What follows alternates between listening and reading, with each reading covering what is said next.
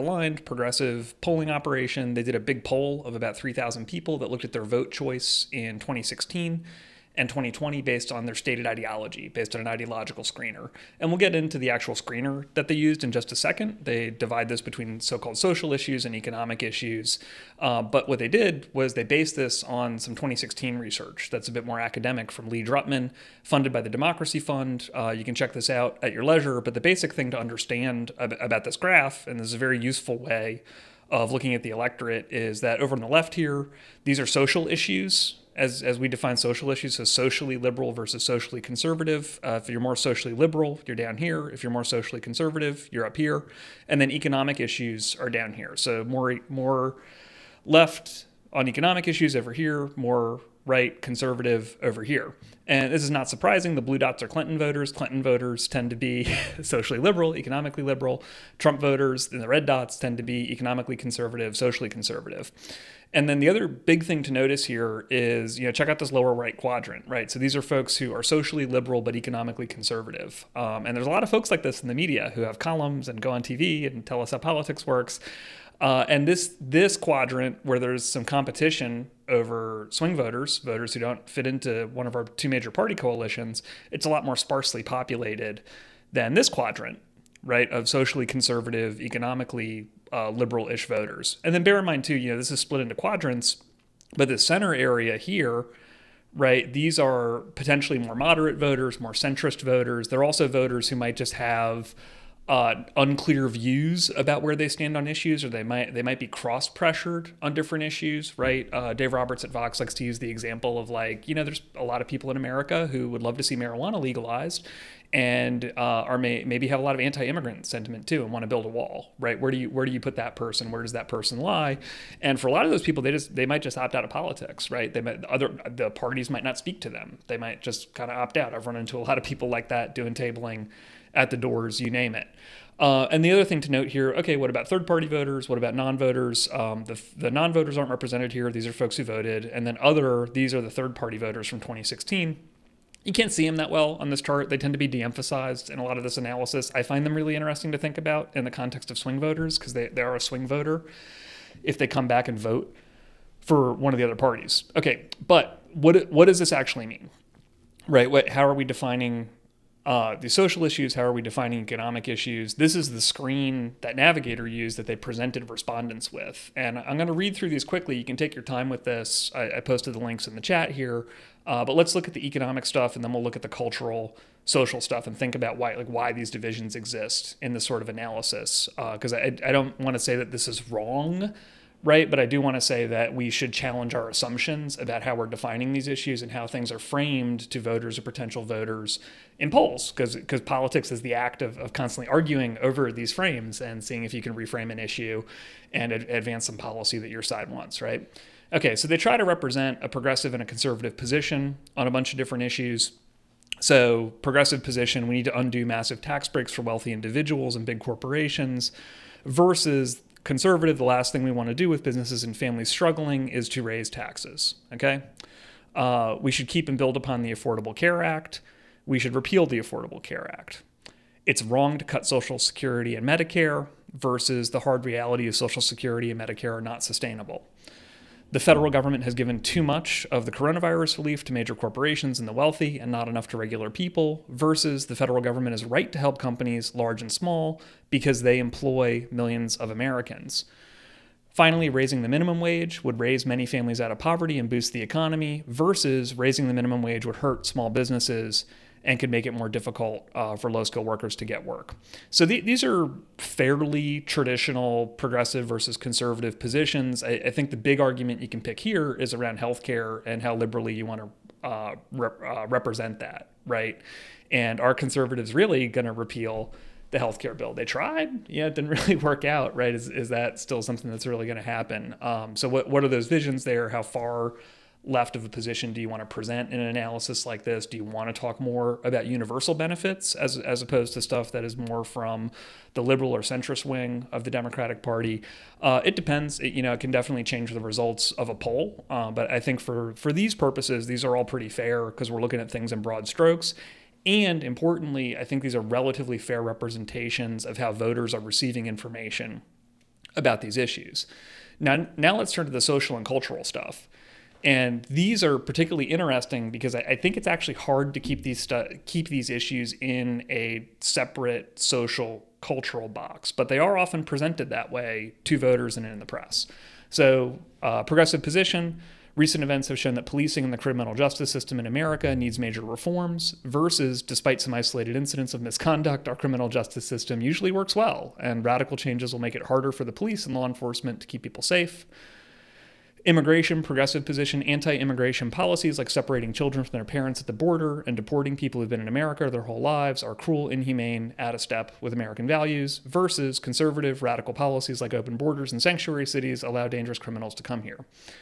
Okay, so this is one. You could quibble with all of these, but I would say immigration is a great example of an issue where Trump and other right-wing populist figures, that's not just a cultural issue for them. That's a cultural and an economic issue, and that's why it's a powerful wedge that they use, right? Because the other narrative you could put here for a conservative position is, anti-NAFTA, anti-China, they took our jobs, that sort of stuff, right? So I don't think you can box it as much. There's xenophobia there's anti-immigration sentiment, there's racism, but it's also presented as an economic issue. You can't cleave these things. People's identities don't work that way. Okay. Last three here. The Black Lives Matter movement is changing the country for the better versus conservative position, everyone's life should matter, no matter the race. And right now the Black Lives Matter movement is only creating more violence. I've watched a lot of ads from both sides. I'm not sure that's a totally fair representation of what the conservative ads were like. I think it was a little bit more the latter part of this message and not the empty all lives matter response. Okay, progressives. Biggest concern today is states trying to ban abortions versus the bigger concern today is how easy it is to get an abortion in a given state. And then we have not done enough to close loopholes in the law to keep guns out of dangerous hands versus infringing on Second Amendment rights does not make people safer. All of these have major economic dimensions too, right? I always like to point back to the signs at the March on Washington where Martin Luther King gave his I Have a Dream speech, and it wasn't just the March on Washington for civil rights, right? What it was actually called was the March for Jobs and Justice. Jobs and justice. And that's always been at the heart of a lot of progressive communication, going back decades, going back centuries, you name it. So this idea that you can talk about civil rights as a social issue absent economics, that doesn't make a lot of sense, right? Like King himself absolutely challenged that and would challenge that today if he were here. And the inheritors of those movements are absolutely talking about economic justice too, right? They're very linked. Same deal with reproductive freedom and family planning, right? Huge economic dimensions there. It's actually a really big deal for economic freedom. And then finally, on the guns issue, this is one that tends to get processed purely as a cultural thing. But part of what you'll also pick up from gun control advocates, right, is they will criticize arms manufacturers as an industry, and they'll criticize arms manufacturers as lobbyists. So they'll have an economic criticism of the industry too. And then on the flip side of it, one of the common defenses that you'll hear for folks who want more unrestricted access to firearms, right, when it's processed as an individual right, they'll often point to people who are eating what they kill, people who are hunting, and how many of those people actually need to hunt for economic reasons. I have no idea, but at least as far as the rhetoric goes, there's a lot of economic themes that cross-cut here. It goes a little bit in the other direction too.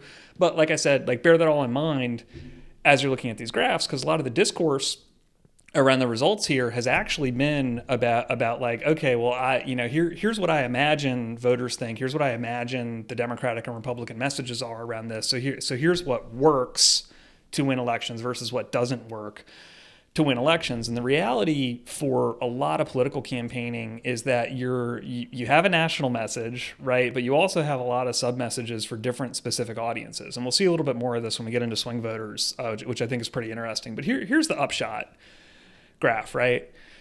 The upshot graph is not terribly different from 2016, right? This basic ideological sorting, this line you could draw from left, right, Democrat, Republican, that holds true, right? So the parties still have relative ideological sorting for voters. That's what you'd expect in a two-party system like this, or a largely dominated by two-party system, more of a duopoly. But the nice thing that I think they did here, compared to the other graphic presentation we saw from the voter study group, was that they started to label how big these portions of the electorate are. So you got 17% of the electorate is in this one possible swing group, right? You've got 32% who are largely sorted as conservative, 46% largely sorted as Democratic liberal, and then 5% are these socially liberal, economically conservative voters, right? So part of the discourse that I think is fair here is this 5% is dramatically overrepresented in the suburbs outside of Washington, D.C. It's dramatically overrepresented in Manhattan and New York City and other big metro areas. It's dramatically overrepresented in the media. Bret Stephens and a lot of the other Never Trump media figures, this is their wheelhouse. This is where they live. This is their ideology, or at least how they express their ideology. These are the voters that they're begging people to pay attention to, right? Bret Stephens has written column after column about you got to go after voters like me. It's like, Bret, buddy, like you represent 5% of the electorate. Like it's okay to own that, but don't pretend that you're decisive no matter what, especially when this other part of the electorate that we're fighting over is 3 times bigger. And it's not to say we got to pick one or the other, right? And I don't think the Biden team picked one or the other. And then what I would love to see here is more of like, what are these like folks in the more kind of in the middle here, who are maybe either muddled or ideologically centrist, whatever. I'd love to know what percentage of the electorate those are too, because that occupies a lot of people's conceptions of what a swing voter could be like and what the competition could be like too. So heading on down, this stuff is not as interesting to me, but you can go ahead and check it out. That kind of gives you an issue by issue slice and dice of things, but it doesn't help you necessarily understand where like certain groups of respondents might be, especially if they're in a swing state. The other thing that I want to highlight here that I think is really interesting, and I think where Navigator did a really good job illustrating this data because we had such a high turnout year, was the 2016 to 2020 Trump voters. Where did they come from? What kind of voters were they? Same deal with the Biden voters. So this is a really cool way to present this data. I like this a lot. There's probably a lot of other ways to present it, but let's just dive in here. First, Trump to Trump voters are represented in gray, so they kind of fade to the background. And people who just vote partisan every year, huge part of the electorate. That's the base. Those are your reliable voters. They're not as interesting for analysis. We often take it for granted that they will go and vote. We can't always do that, especially in the middle of a pandemic. But that's how these analyses go. There's some Clinton to Trump voters, right? So swing voters for Trump. They're kind of scattered all over the place. I think it's hard to tell a story there. They're not, there's only one kind of never Trumper-y person, maybe. I don't know. But they're a bit scattered. But what's really interesting is all the new GOP voters in pink here, right? So this is, we keep returning to this, but this was a very high turnout year. It challenges our assumptions about what a baseline electorate looks like, because we've had relatively stable turnout for years and years and years. I got a question here. Hello. Hey, welcome. Do you find the nomenclature of the term progressive is somewhat biased because progress is seen as exclusively positive, but progressive politics are not automatically good or positive? One option of many. The term progressive itself is contentious. I think part of it was developed in response to conservatives constantly attacking Democrats as being too liberal, and there's ideological divides within the Democratic Party. So you have folks who identify themselves as a progressive wing, like there's a Congressional Progressive Caucus, and there's a caucus of New Dems who are more sort of traditional liberals. I agree with the comment here that liberal became toxic to some degree. You still see people using it. I actually think this is a big branding problem for Democrats and folks who are into electoral politics, right? Because it's like if the conservative knock on you is so powerful that term becomes toxic, and now you go to a 2-term, now you just split your terms. So if you're trying to educate people about their politics and their ideology, you're going to have a harder time doing that now. And, we've got a lot of active fights over what it means to be a liberal, what it means to be a progressive. And the other thing I would throw into it is left, right? What does left mean? What does it mean to be a leftist? And you could spend hours arguing with people online about who the real leftists are, right? But that kind of splitting, I think, can make it a lot harder to build coalitions, right? Those terms are contentious. The linguistic term for them is that they are floating signifiers, you could think about that in context of a lot of different political fights, like defund became a floating signifier. Abolish ICE became a floating signifier in some ways. I think Medicare for all is like a lot more concrete because it points to a specific policy and a specific bill. The Green New Deal has been a floating signifier in part because there's not just like a federal bill. There's also local city leaders and states have passed their versions of a Green New Deal, so that can become a floating signifier.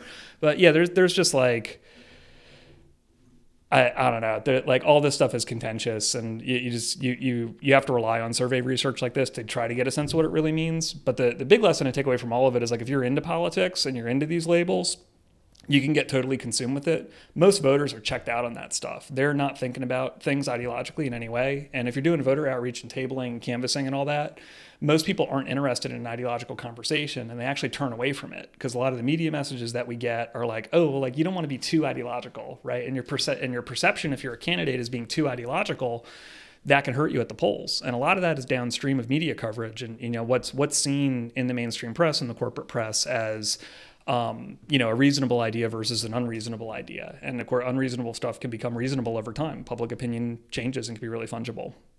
So yeah, thanks for asking that. And I'll try to keep a better eye on the chat. I'm working off of one giant monitor as opposed to dual monitors. So I'm still tweaking my setup too. Appreciate that. Okay, cool. So the Clinton to Trump voters, I don't see like a super clear pattern here. Not a lot of the Never Trump folks coming home to the Trump coalition. The more interesting thing, if you're on the Democratic progressive side, is over here. One, because you won. You want to know where the extra voters who helped you win came from.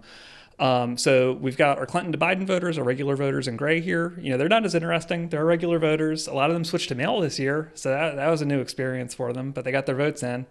Check out all the new Democrats, right? All the blue dots. So these are folks who weren't voting before, who are voting now. And when we say new voter, usually what we're talking about is like, okay, somebody turned 18, since the last presidential election, they're a new voter. But there's lots of types of new voters. There's new voters who have participated infrequently in elections, and there's new voters. Sometimes people use the term cicada voter.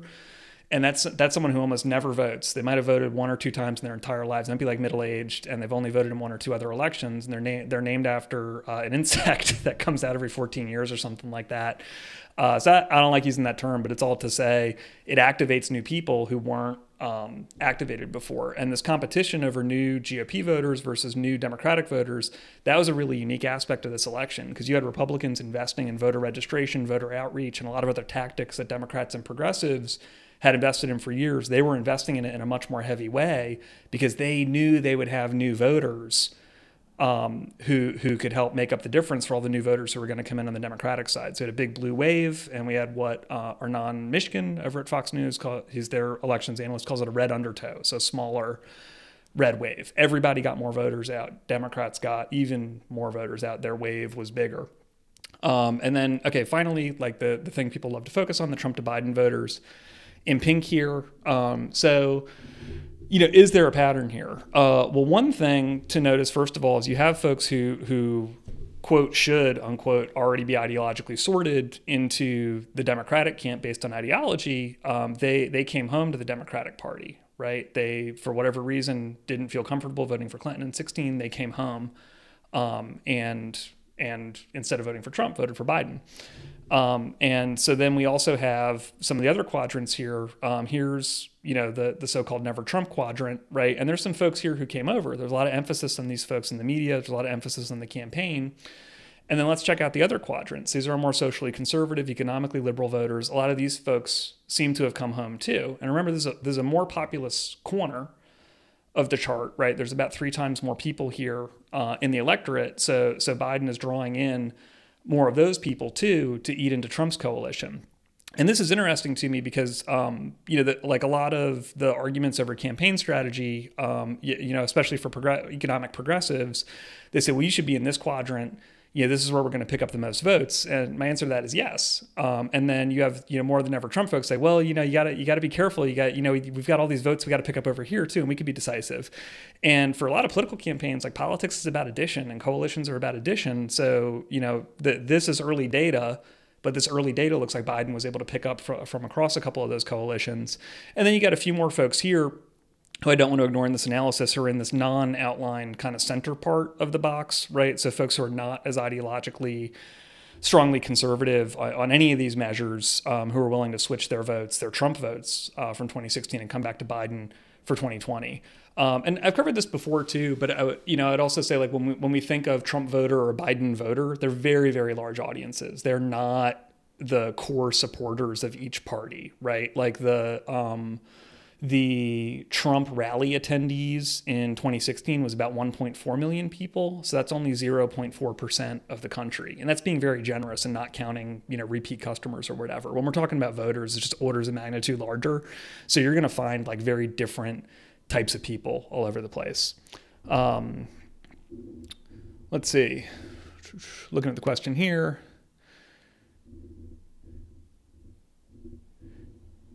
Yeah. So I can answer any questions about like the integrity of the election, and actually one of the other persons in the chat can too. But yeah, the turnout was just through the roof. I think because everything has been politics 24/7 for the past several years. So people did have incredibly high interest in voting, and all the voting is administered at the local level by Republicans and Democrats and by nonpartisan officials. So we can trust all that, and the mail ballots are all verified. You can track your mail ballot.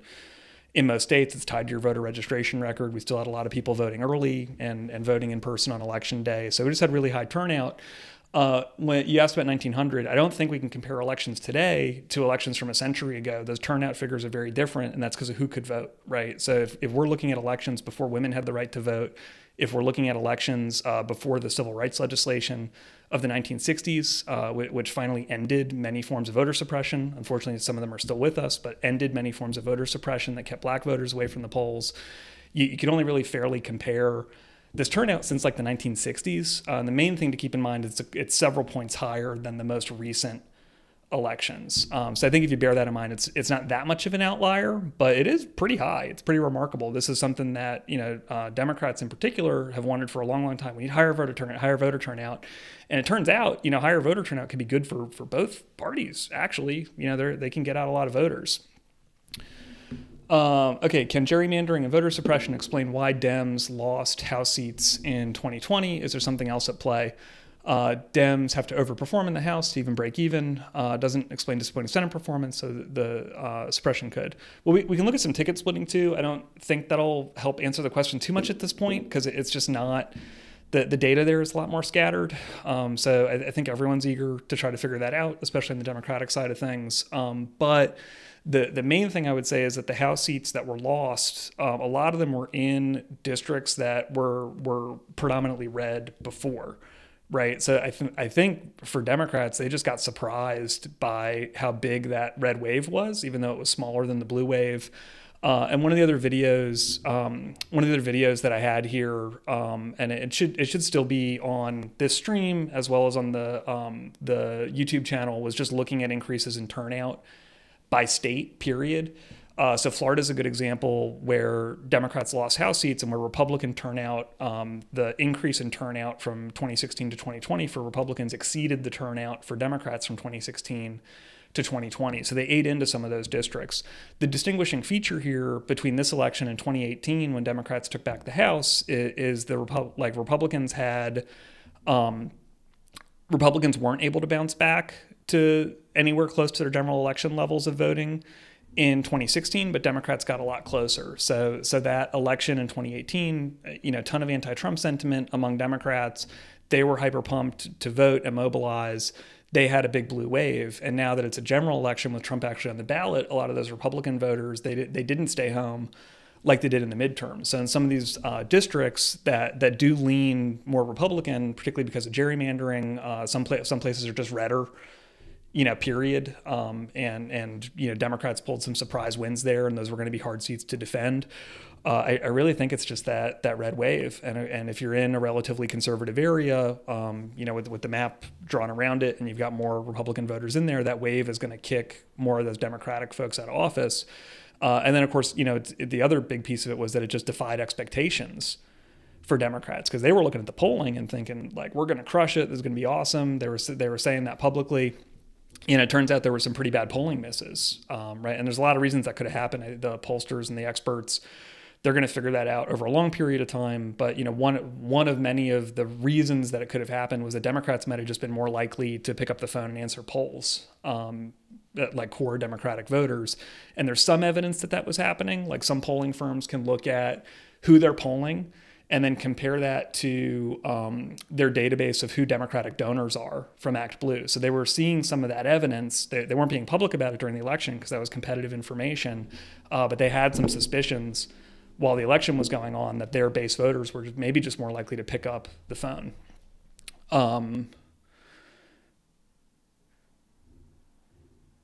Yeah, progressives believe that making voting easier will lead to an advantage for Dems, but will it bring in more marginal conservative voters?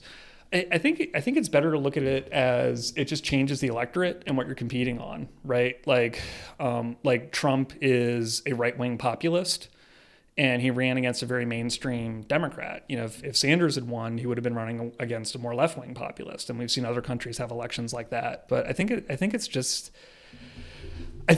really different for a lot of people who are more progressive, who care about democracy issues, to think about it. I'll bring this up. This is a Knight.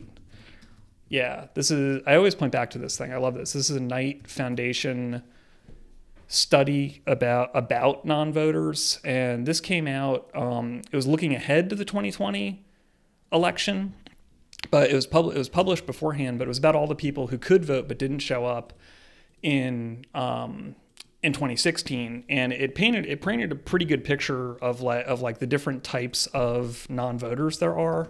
And actually, this is worth bringing up. Okay, cool. So they did a really deep survey here. Cool, the Zoom works, great. Okay, cool. So non-voters, you're talking about 100 million people, right? And they actually divide them into a bunch of different categories here. So some actually consider themselves pretty progressive ideologically. Others consider themselves pretty conservative ideologically, but for whatever reason, they don't vote. They might not trust the election system. They might just not have competitive elections locally because they're in a really gerrymandered district, right? So they don't feel like it. They might get busy and forget, and they don't get there.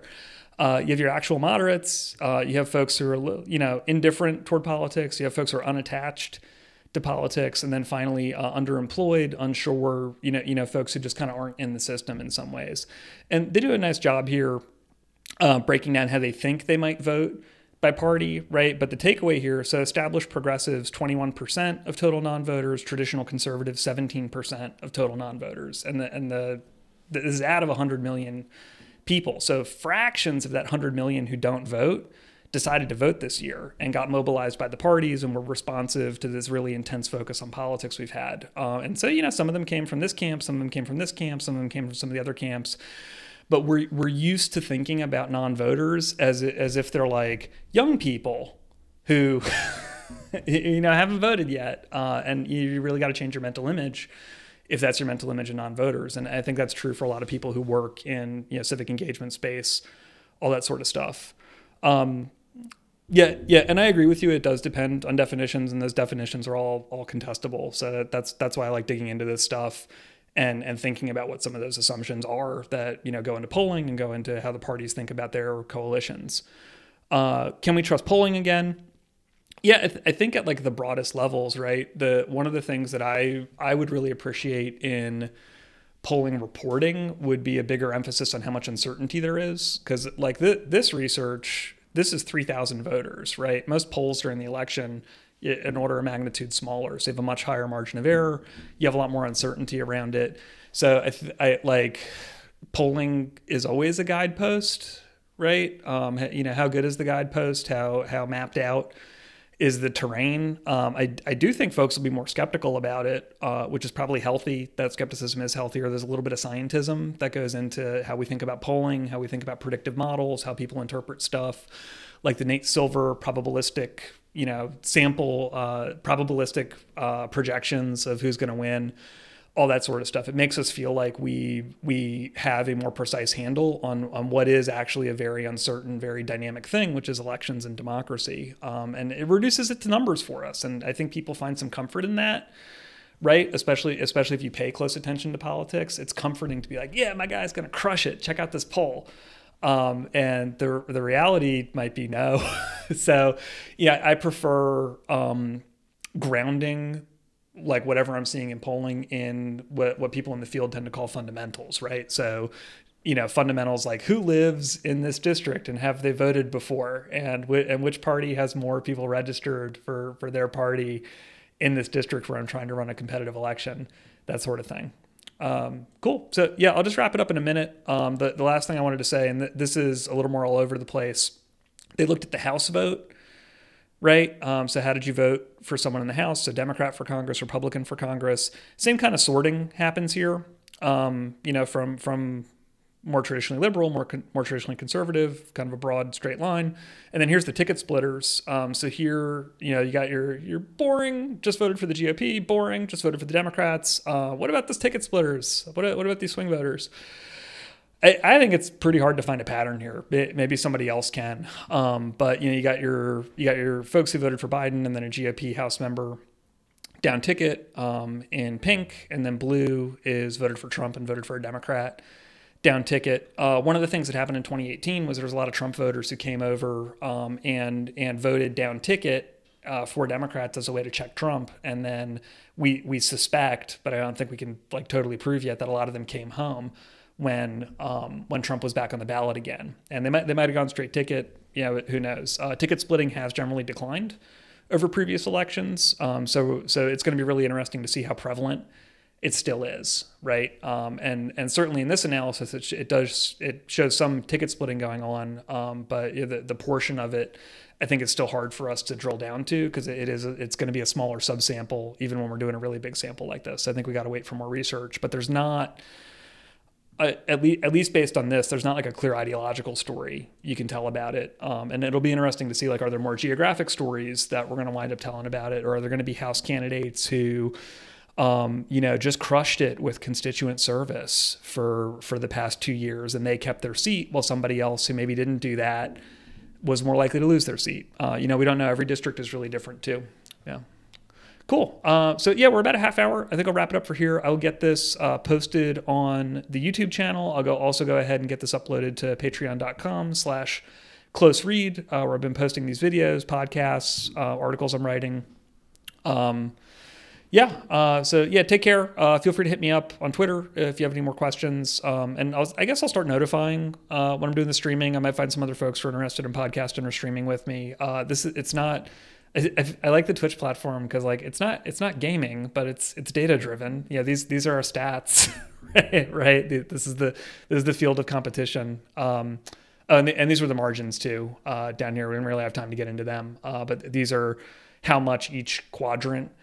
How heavily they voted for Trump or how heavily they voted for Biden. We got a lot of sorting. We have more relative sorting over the so-called social issues than we do over the so-called economic issues. But this is also tough, and I like that they put this here. It's tough to conceptualize because this upper left quadrant is 3 times bigger than this lower right quadrant. So these margins matter a lot. That tells me if I pick up one extra person from this quadrant, they're more likely to be a Biden voter. They're more likely to be a House Democratic voter. If I pick up someone from this quadrant, same story here, but for Trump and the GOP. What does that tell me, though, right? Because I'm not just picking up people at random. I'm picking up people strategically based on an issue, based on geography, based on stuff that's local for them. So, I think it's hard to say without a more detailed look, but I think this broad level of what the electorate looks like and how deeply, or in this case, how not deeply, ideology might be affecting voters, I think it's very useful and very grounding. Okay, I'm going to leave it for there. Take care. See y'all soon.